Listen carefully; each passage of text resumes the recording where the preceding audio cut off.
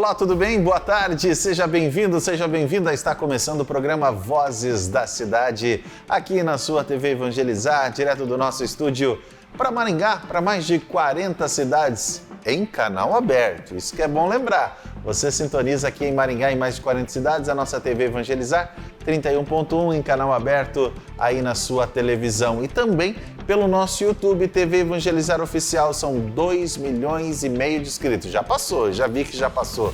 Já aumentou mais uns 10, 15 mil. Importante que você se inscreva e receba sempre um conteúdo especial, tá bom? Todos os dias, todas as tardes, o Rafael Soares tem um tema especial para conversar com você. Hoje a nossa entrevistada é a professora Ellen Tokikawa, alfabetizadora, neuroeducadora. Nós vamos falar sobre desenvolvendo mentes, a importância da neuroeducação na alfabetização. Professora Ellen, seja muito bem-vinda, pode chegar aqui ao estúdio da TV Evangelizar. Boa tarde. Tudo bem, Rafael? Obrigado Boa pela tarde. presença. Pode se sentar aqui para a gente iniciar a nossa conversa. Mas antes, eu quero trazer essa matéria. Vamos assistir juntos? Uma aula diferente. Essa turminha de educação infantil trocou a sala por uma manhã no sítio. Aqui eles aprenderam sobre alguns cultivos orgânicos, frutas e legumes que muitos só conheciam dos supermercados. A cada parada, uma descoberta. Um simples chuchu colhido do pé foi motivo de encanto para o pequeno Ícaro. Mas não parou por aí. Eles visitaram também a plantação de goiabas e a de morangos e viram as etapas de desenvolvimento das plantas e frutas. Na horta, tiveram uma experiência sensorial. Nós tivemos a procura pelo passeio por conta de conteúdos que a gente trabalha em sala, né? Sempre levando o pedagógico junto com o lúdico. No momento, nós estávamos trabalhando campo e cidade. Então, assim, a convivência mesmo, eles estão tendo hoje, e a gente junta a prática ali, né, com o nosso pedagógico para concretizar mesmo o ensino na vida dos pequeninos ali. A propriedade que eles visitaram é da família Tamura. Ela faz parte do roteiro de turismo rural do município de Marialva, na região noroeste do Paraná. Desde o início do ano, eles decidiram apostar em uma nova atividade, o turismo educacional. Então, a gente apresenta a propriedade para conhecer todas as plantações que nós temos aqui, a plantação orgânica. Então, nós temos bucha, tomate cereja, chuchu, a estufa de morango, o maracujá.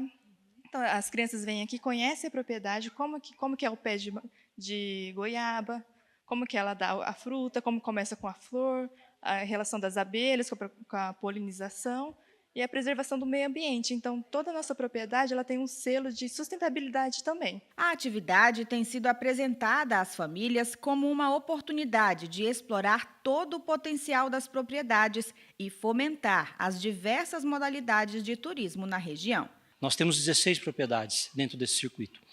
E entre elas, a família Tamura queria uma proposta diferente dentro do turismo. Então, nós criamos o turismo pedagógico. É sensibilizar e mostrar para esse estudante, né, como que o produtor rural ele cuida, né, do meio ambiente, ele cuida da sua propriedade. E com isso você gera uma outra fonte de renda para essa propriedade agrícola. Durante o tempo que ficam no sítio, eles aprendem e se divertem. No contato com atividades simples, como alimentar os gansos, eles entenderam sobre a rotina dos cuidados com os animais. O passeio proporcionou para eles também uma experiência prática de fazer um plantio. Eles colocaram a mão na terra, aprenderam a colocar a mudinha no vaso e vão levar para casa. É uma forma de ensinar para eles sobre sustentabilidade e o cuidado com o meio ambiente. Foi uma verdadeira expedição pelo aprendizado. Eu gostei do passeio com trator. Eu amei também dar para os patos. Eu gostei de fazer a nossa plantação. Eu já tinha visto uma plantação de alface, mas não de morango. Gostou? Gostei. Esse é o Vozes da Cidade, aqui na sua TV Evangelizar, o nosso encontro de todas as tardes. Uma excelente semana para você, um excelente finalzinho de tarde, né? Daqui a pouquinho, às 18 horas, tem também o Maringá em Pauta aqui na nossa TV Evangelizar. Estou com a professora Ellen, alfabetizadora e neuroeducadora. Eu quero primeiro que a professora explique o que é neuroeducadora. Professora, seja bem-vinda, boa tarde. Muito obrigada, Rafael, boa tarde a você, boa tarde a todos. Primeiramente, agradecer a Deus e depois a você pela oportunidade de estar aqui falando do que eu amo, né, que é a alfabetização. Muito obrigada. Primeiramente, eu sou alfabetizadora e agora sou neuroeducadora. O que vem ser isso? Eu entendo o funcionamento do cérebro, como ele aprende a ler e escrever no processo de alfabetização, e com isso eu consigo aplicar estímulos mais adequados, práticas mais eficazes no processo de ensino-aprendizagem do meu aluno, diminuindo, sanando essas dificuldades de forma mais rápida e mais fácil. E não há milagre. Há práticas da neurociência que são cientificamente comprovadas. A professora falou sobre estímulos. Quais estímulos são esses? Na verdade, quando nós dizemos práticas certas e estímulos certos, são jogos, recursos, brincadeiras, exercícios físicos que requerem equilíbrio. E tudo isso eu verifico no primeiro contato que eu tenho com o aluno, que é a avaliação. Na avaliação, eu verifico em que processo ele está, né, no processo de alfabetização, e depois as habilidades executivas e as habilidades cognitivas, ou seja, funções cognitivas e funções executivas. Atenção, concentração, raciocínio, as habilidades de... como eu posso dizer para que você possa entender, planejamento, estratégia, tudo isso é feito na avaliação. E dentro disso, eu trabalho as habilidades que desenvolve as necessidades desse meu aluno.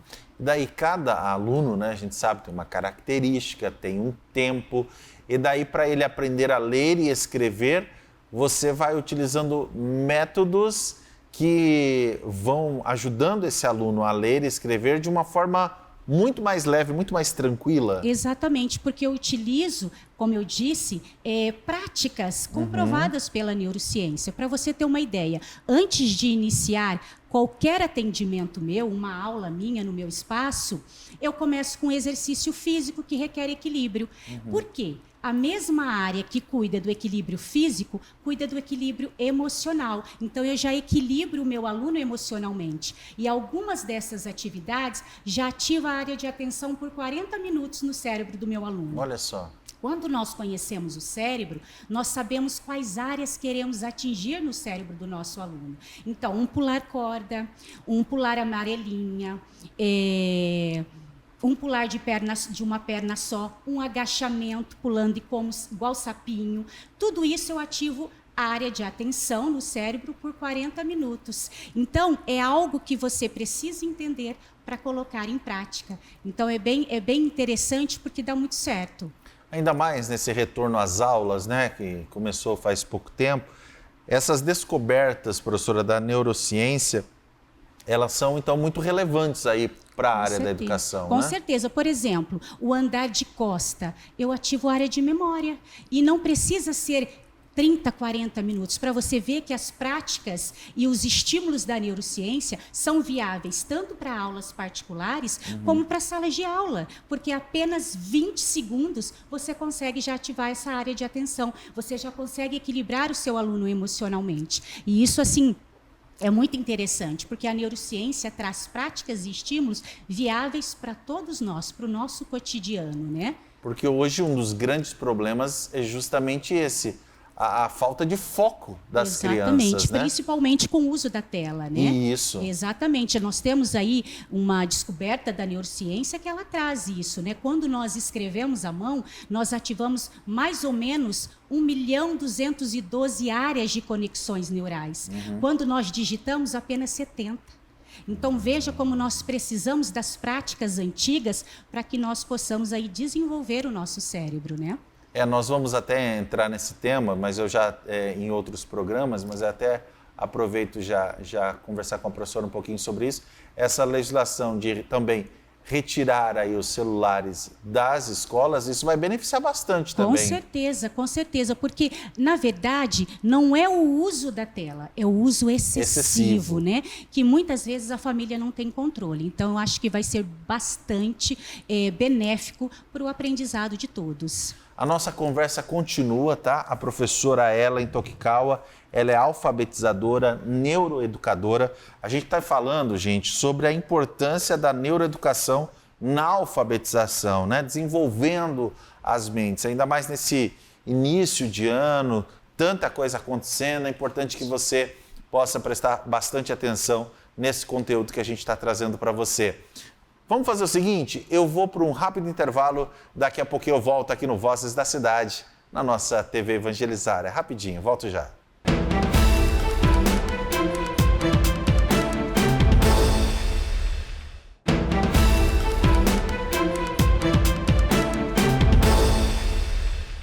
Esse é o Vozes da Cidade, aqui na sua TV Evangelizar, o nosso encontro de todas as tardes. Hoje quem está aqui comigo, a nossa entrevistada é a professora Ellen Tokikawa, alfabetizadora, neuroeducadora, está aqui para conversar com a gente já retoma essa conversa, mas antes tem matéria, vamos assistir juntos?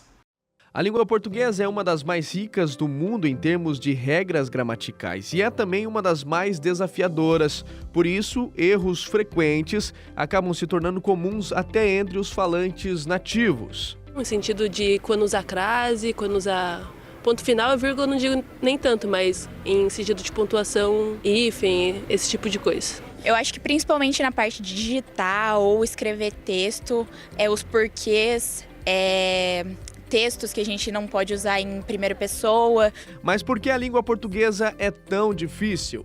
Olha, nós temos realmente muitas regras gramaticais e um vocabulário vastíssimo. E isso deixa a nossa língua bastante desafiadora, porque ela não é simples, né? Então, nós temos essa grande diferença de algumas outras línguas que são mais simplificadas. Segundo especialistas, o uso do celular está entre os principais fatores que contribuem para esses erros. Além disso, a falta de leitura e interação ajudam bastante nesses deslizes frequentes. Escrever mais, a prática leva à perfeição. Se a gente escrever mais, a gente melhora a nossa língua portuguesa, disso sem sombra de dúvida. Os erros mais frequentes aparecem tanto na forma escrita quanto na forma falada. Na falada, muitas vezes passam despercebidos, mas na escrita tornam-se evidentes. Mas como evitar esses erros? A prática ajuda a gente a melhorar. Então, às vezes, o nosso português escrito ele não é tão bom porque a gente escreve de menos. A gente precisaria escrever um pouco mais, né? Praticar um pouco mais. A língua portuguesa, com toda a complexidade, desafia até os mais estudiosos. No entanto, com prática e atenção, é possível evitar os erros mais comuns.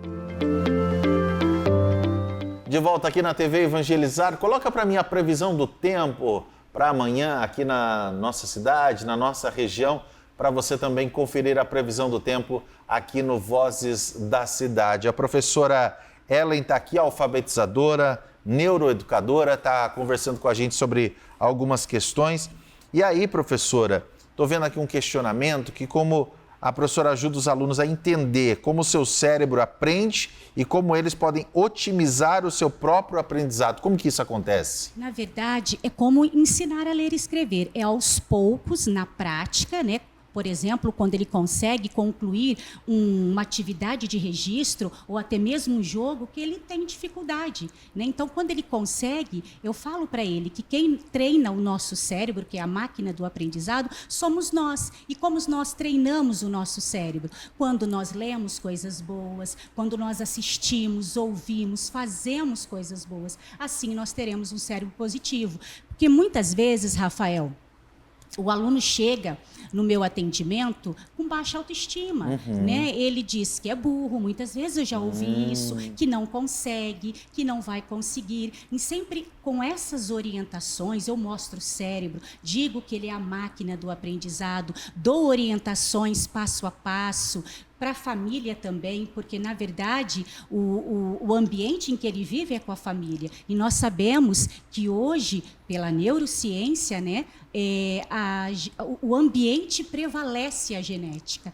Então, nós precisamos desse ambiente com estímulos certos. Então, eu também passo essa orientação não só para os alunos, mas também para a família, né, para que nós possamos fazer aí um trabalho em conjunto.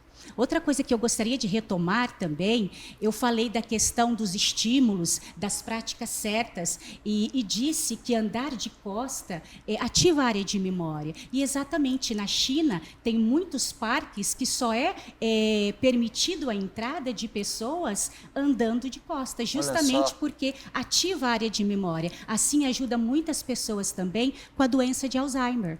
E aí você, nesse momento, presencia um progresso muito grande dos alunos a partir do momento que vai utilizando essas técnicas. Com certeza, porque como eu te disse, quando nós sabemos da máquina do aprendizado, do cérebro, né, nós entendemos quais áreas queremos atingir, né, no cérebro do nosso aluno. E assim fica tudo mais fácil. E aí você atende mais na questão das crianças que estão em alfabetização? Qual é a... Eu atendo educação infantil. Sim. E atendo também alfabetização 1º, 2º e 3º ano. É importante também nós entendermos, Rafael, o conceito da alfabetização. Sim. Alfabetizar nada mais é que tornar alguém capaz de ler e escrever utilizando o nosso alfabeto.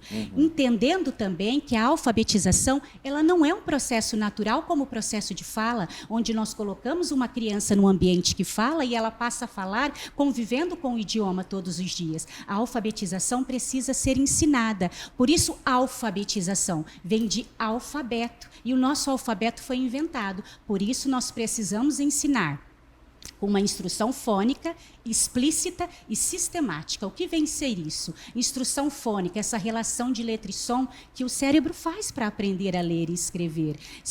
Explícita, de forma direta, que vai direta ao ponto, claro, objetiva. E sistematizada é que a alfabetização ela tem eu digo que é uma organização de hierarquia, ou seja, uma hierarquia cognitiva. Ler partes de sons, de letras, palavras, sílabas, palavras, frases e textos. Repetindo, ela faz esse som das letras, depois das sílabas, palavras, frases e textos. E se nós pularmos essas etapas que a alfabetização tem, vai ficar lacunas no aprendizado das nossas crianças. E é isso que vem acontecendo. Nós estamos trabalhando, muitas vezes, de forma aleatória. E, na verdade, a alfabetização ela é muito cheia de detalhes. E detalhes ricos que nós precisamos conhecer a fundo para poder intervir.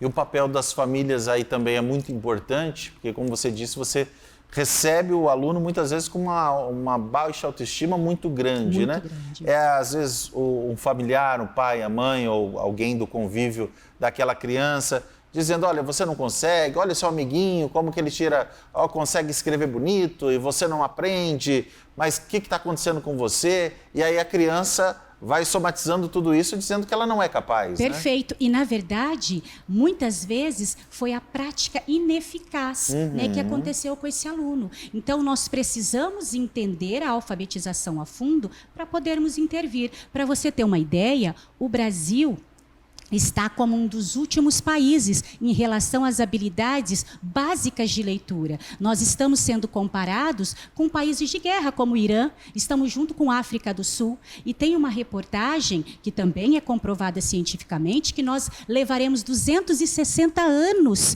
para alcançar habilidades de leitura básica de países ricos, como Espanha, Inglaterra, Hong Kong e outros países. Por isso que a nossa conversa hoje, gente, foi com a professora Ellen Tokikawa, alfabetizadora, neuroeducadora. Muito obrigado, parabéns pelo seu trabalho, professora. Eu quem agradeço, Rafael, pela oportunidade, fico à disposição. Pode permanecer aqui no estúdio para a gente finalizar juntos o programa. Obrigado a você que sempre está aqui com a gente. Deus abençoe sua vida, sua casa, seus filhos. Um excelente ano letivo, a gente está aí nos primeiros meses, né? Tem muita coisa para acontecer ainda e com certeza investir e cuidar do seu filho. Professora, só para a gente finalizar, passa o seu Instagram, por gentileza, para a gente deixar na tela. Meu Instagram é @EllenTokikawa, tudo junto, TOKIKAWA. Está aparecendo aí na sua tela, é só você copiar e entrar em contato com a professora. Gente, obrigado pelo seu carinho, como é bom ter você aqui. Fiquem todos com Deus, amanhã eu estou de volta. Tchau, tchau.